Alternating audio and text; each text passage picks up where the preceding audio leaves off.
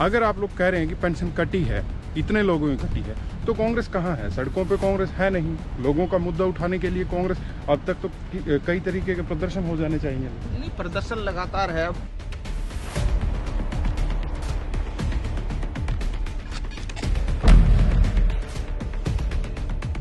पूरे प्रदेश को पता है कि किस प्रकार से आईएनएलडी और जेजेपी वोट काटू पार्टियां हैं।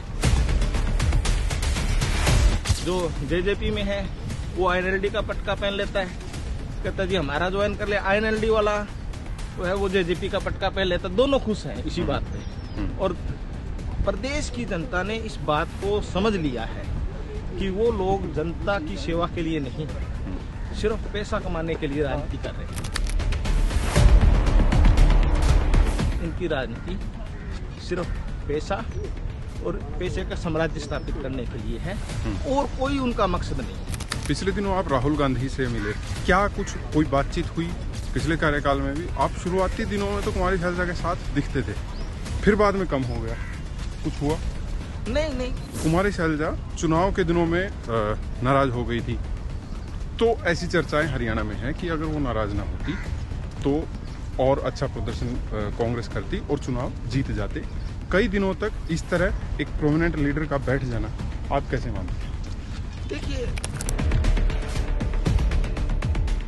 कहीं भी एक भी आप बयान ऐसा दिखा दीजिए जहां से उन्होंने कांग्रेस पार्टी का विरोध किया। चर्चाएं चली कि शिशपाल केहरवाला को प्रदेश अध्यक्ष या नेता प्रतिपक्ष बनाया जा सकता है, कुछ ऐसा हुआ था? ये पार्टी का फैसला होता है। तो कांग्रेस ऐसे जिताऊ उम्मीदवारों को टिकट क्यों नहीं देती? टिकट चयन में जब सभी जगह जब होता है फैसला तो कुछ न कुछ गलतियां हो जाती है जी, और उसका पार्टी को नुकसान होता है। 2024 में भी कांग्रेस ने सबक नहीं लिया। क्या आप मानते हैं कि टिकटों का बंटवारा 2024 के चुनाव में कांग्रेस ने सही नहीं किया? अगर किया होता तो आज सत्ता में होती। नहीं, टिकटों का जो चयन है 2024 का चुनाव, क्योंकि कांग्रेस की तो पूरी लहर थी, 70 सीटें 65 सीटें पता नहीं कितनी आएंगी, सबको ये हो रहा था हिस्ट्री बनाई जाएगी, और हिस्ट्री बीजेपी ने बना दी, बहुमत ले आए, पहली बार 48 सीटें वो जीत कर आ गए, सरकार बना ली। चाहे धर्म के नाम पे बांटे, चाहे जात के नाम पे बांटे, इनका काम ही है कि बांटो और राज करो। जवाहरलाल नेहरू जी पहले प्रधानमंत्री थे, किस प्रकार से उन्होंने चाहे आईआईटी बनाई, चाहे इसरो का निर्माण किया, चाहे बड़ी नहरें उन्होंने दी, एजुकेशन सिस्टम का आधार वहां से बना, और उन्हीं स्कूलों में पढ़ के आए आज लोग कांग्रेस पे उंगली उठाते हैं। सरकार ने सिरसा जिला को तो बिल्कुल छोड़ रखा है कि इस पे कोई ध्यान नहीं देना। 3 बार हो गए सत्ता में आए हुए, और तीनों बार में 5 में से एक बार भी एक सीट भी भारतीय जनता पार्टी वहां से नहीं जीत पाई।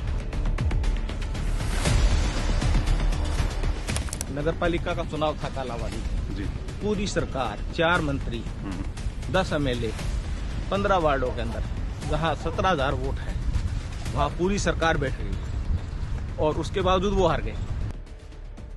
वहाँ वोट चोरी नहीं कर पाए?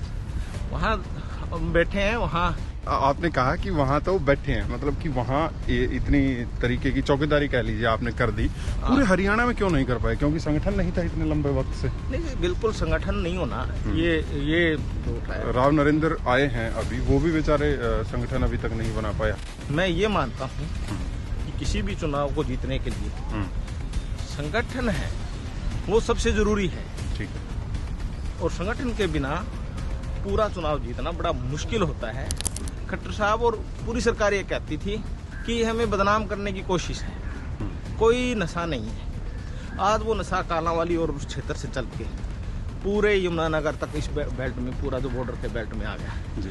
अब जब करनाल और सोनीपत साइड में भी पहुंच चुका है, अब वो जागे हैं कि गाय कट रही है, बीफ एक्सपोर्ट हो रहा है, पूरी दुनिया में सबसे ज्यादा बीफ एक्सपोर्ट हो रहा है भारत से। तो क्या कहना है, कहता बंद होना चाहिए। गृह मंत्री वो वहां, कौन बंद करेगा? बोला नहीं, बंद होना चाहिए। अरे करेगा कौन? वही बात यहाँ है, नशा बंद होना चाहिए, होना तो चाहिए, करेगा कौन?